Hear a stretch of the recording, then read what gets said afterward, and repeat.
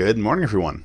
It is Thursday, September 8th, 2016, and this is your fun fact of the day. The ancient Babylonians, while credited for many things, including the ancient wonder of the world, the Hanging Gardens in Babylon, are actually also credited with the process known as electroplating, where you use a process, there's a variety of them, to coat a metallic surface with a different kind of metal to give it a different look. Found in ancient ruins in our current-day Iraq, they have found evidence that Babylon was doing electroplating as far back as 2000 BC. So research has shown that artisans and craftsmen over 4,000 years ago already had a vast understanding as far as how they could manipulate metal. Maybe not altogether knowledgeable on the chemical process itself, but they knew how to just use one metal to coat another metal. Very, very thin coating.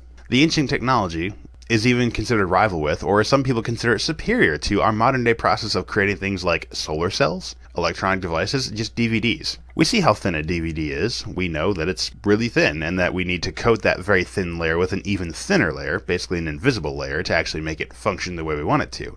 And people were doing this thousands of years ago back in the desert.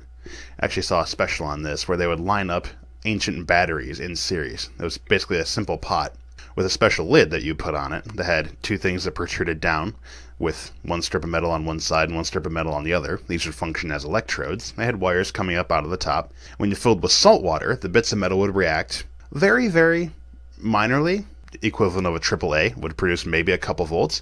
But when you lined up a couple hundred of them in series, it would start stacking up, and they could actually use this for some electrical applications, like electroplating. As mentioned before, there's actually several different processes of this. There's one where they simply coat the metal with another metal and then don't touch it again. Maybe it'll stick, should stick. There's evidence that another process actually used mercury, the metal, or the element, known as mercury, as a glue between the two metallic layers. I'm really not sure how that works at all. But there is links in the description below should you wish to research further on your own. Electroplating. Well done, Babylonians. Still use that today. Hope you've enjoyed this fun fact of the day. See you tomorrow.